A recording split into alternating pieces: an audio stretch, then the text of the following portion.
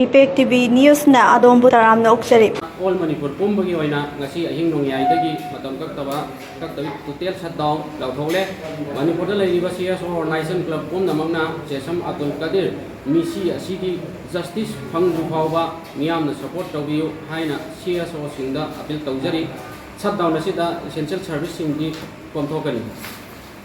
Pangal tem Manipur pumbagi oina ngasi ahing nongyai matam kaktana total shutdown ki khongjang jangsilagani Manipur da laiba CSO Organization Club punamagna Chesam Abdul Kadir misi asigi matang justice phangdri phawba miyamna support tawbiyu haina Pangal tem Manipur General Headquarter ki IPS Secretary Mukram Phundrai na pawmising unabada phongtokre Lilong da pangthokiba pawgi mifam amada mahakna hai Imphal West District ki manungchana laiba pawbitik mayai laikai dagi Chesam Abdul Kadir koba wakhal choiraba mima natraba marilinaba government ki department nasu mima natri haibagi certificate piraba miyoi ama ahing da thokibadagi thinring cherakta yumnam huidrong gi jaga amada huran bani haijinduna maral kya sijindun tamthina phubiraba matungda police ta sinnabagi mahutta 80 unit 27 gi QRT team da sinnaki haiba amasung tamthina phuraga hatlaba matungda mari makong khangdana ba haidun trail mapal amada phumjillaga thamlamba haibasi yamna minungsi yaudaba tanatana karigumba khara khallaga miyo kharana chathabani haina lowe thauthok asida main accused oiriba 80 unit 27 gi khabasu Lord Kiba Amadi government Pauba Hoji Pauba Pabangam the Bibisi, Pangal community Oibagira Haibu Hangam Sutul E. Missy Esita Jenaba Abdul Kadir Pu Kiba Amadi, 80 units Sinaki, Mapamatu Mioshing, Hard Patachi, Lot number hot number, Mara Labor Mio Punamak Serak Pigatavan.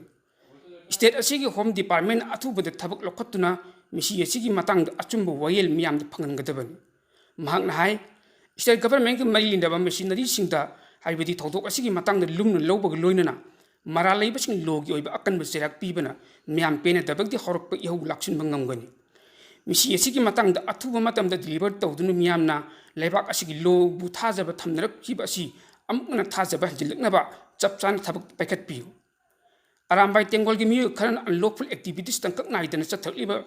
thabak sing asida support tawbagi mong asi tokkadabani Misi sigi matang di NIA da sinagadabani justice asi phangdi phawba aikoi khongjang handokdaba karigamba arambai tengol na main accused oiriba khaba bu putoktuna cherak pidrabadi terrorist ni hain lokthokadabani Chesam Abdul Kadir harpada chenri basing investigation tawrubada CBI NIA da case asi Manipur governor sinagadabani Manipur da laiba maitei pangal community gi CSO sing maina pai imai ben singnasu justice putokpada mateng pangbiu Chesam Abdul Kadir misi asigi matang da JC na torpa democratic oiba khongjang kudimakta pangalte Manipur support tawgani hainasu pangalte Manipur General Headquarter gi IPS Secretary Mukram Phundrai na pawmising da phongdokhe Pawbitek maya laikai dagi Chesam Abdul Kadir kawo khal soiraba mima natraba mari leidaba government department nasu mima natre haibagi certificate piraba miyoi ama ahing da thokibadagi thinai gai cherakta yumnam Huidrong gi jaga amada QRT team da sinnaki haiba amasung tamthina phuraga halaba matungda mari makong khangdanaba khara khallaga mi hoi kharana chathabane haina lawi thawdo asida main office oiriba 80 unit 27 gi haiba khaba sulot khiba amadi government na hojik phawbada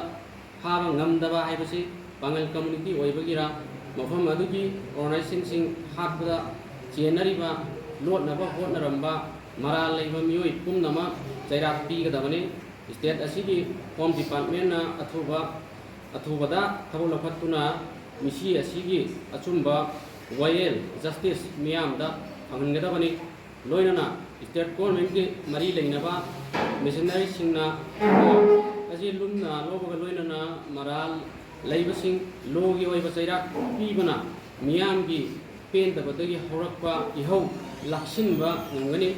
misi asigi justice athubada deliver tawduna miyamna laipak asigi loda thajaba thamnaraktriba si amuk hanna thajaba hanjin hannaba honagadabani arambai tengolgi mioi kharana unlawful activities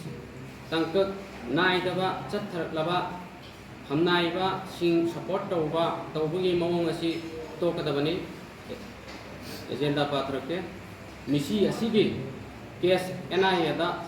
sinagadabani justice असी फंग्री फाउबा अखोई खोंजंग हंदोक्तबा करीगुंबा अरंबाई तेंगोलना main accused ओइरिबा खाबो पुथोक्तुना चैराक पीद्रबदी टेरोरिस्ट नि हाइना